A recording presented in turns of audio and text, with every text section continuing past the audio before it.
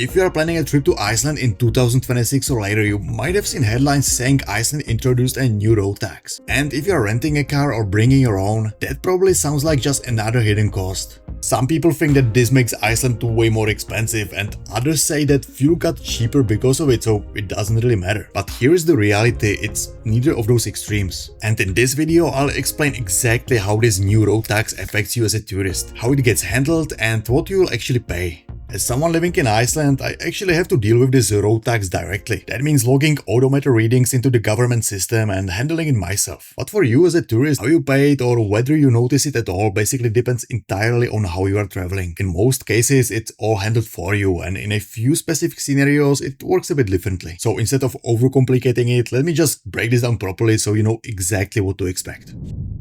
So first of all, let's quickly look at what this road tax actually is.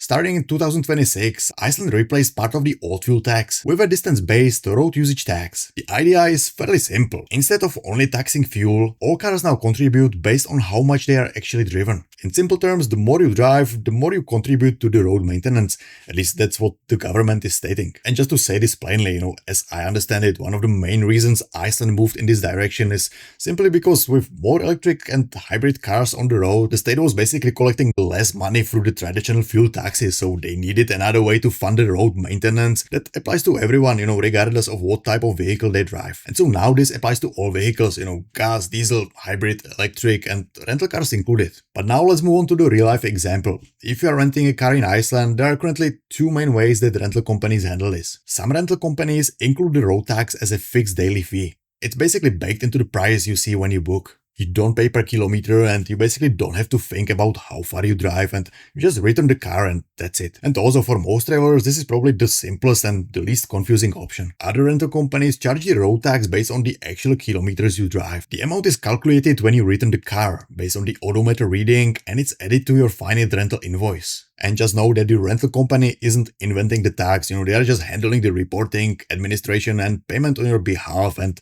that handling is usually why the amount you pay can be slightly higher than the government tax itself. And so the key takeaway here is this: there is no single system, it just varies by company. And by the way, if you want a discount on a car or a camper van from rental companies I personally trust and recommend, I will leave the link below this video. Now, does this actually make your trip more expensive? And this is where a lot of people get confused, and to be fair, the communication around this hasn't been very clear, especially at the beginning. At the same time this road tax was introduced, fuel taxes were reduced, which caused fuel prices to drop compared to previous years. And so basically what happens here is this. In practice, for a typical self-drive trip, any extra cost from the road tax is often largely balanced out by lower fuel prices, leaving only a small handling difference from the rental company side, simply because there is now more admin involved. And so yes, in the end you'll be now paying a bit more, but for most travelers these two things partially offset each other, and compared to the overall cost of a trip to Iceland, the difference is usually minor. And if you really want to reduce the overall cost of your trip, then there are a few other easy ways that you can do that, but let's now just stick with the one that's actually relevant to this topic, which is fuel prices. And these vary a lot, depending on the location, and some stations are actually consistently cheaper than others. What I personally do is I use fuel price maps like this one to plan bigger fill-ups at cheaper stations. And then I just top up when needed in more remote areas. And if you have a Costco membership, Costco actually offers the cheapest fuel in Iceland, so that's something to keep in mind. Also, most rental companies give you these fuel discount cards or key tags, and I know that these don't sound very exciting, but they do make a bit of a difference, especially on longer trips. It won't save you hundreds, but it is an easy win with almost no effort. Now, what if you are bringing your own car to Iceland? Well, sadly the road tax still applies, but it works a bit differently. For vehicles temporarily imported to Iceland, the government uses a tier-based system. And the tier you fall into depends mainly on how long your vehicle stays in Iceland, not on tracking every kilometer you drive. And so instead of, for example, logging your mileage day by day, you basically pay the fixed road tax amount based on the length of your stay using these predefined tiers. And as I understand it, the payment is handled through the government system as a part of the temporary import process, not directly by the ferry itself. But there is also one important catch,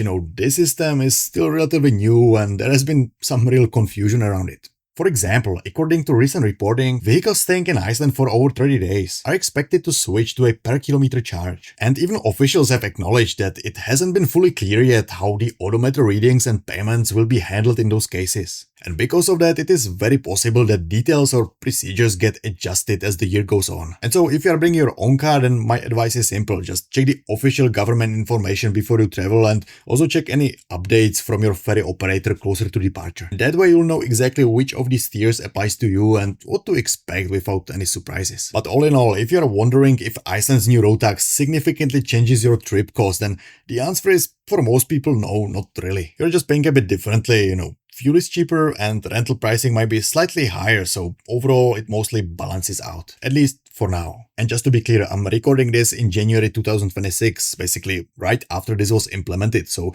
details may still evolve over time. And that's why I'll leave all the links to the official government pages and other useful information below of this video, and I recommend checking those out closer to your trip. But let me also tell you one thing, most people come to Iceland completely unprepared, whether it's clothes, itineraries, or understanding things like what we just covered in this video. And so if you are still here, that tells me that you want to plan this trip properly, and if you want to keep going and make sure you are actually prepared for your Iceland trip, then make sure to check out this video next, and I'll see you there.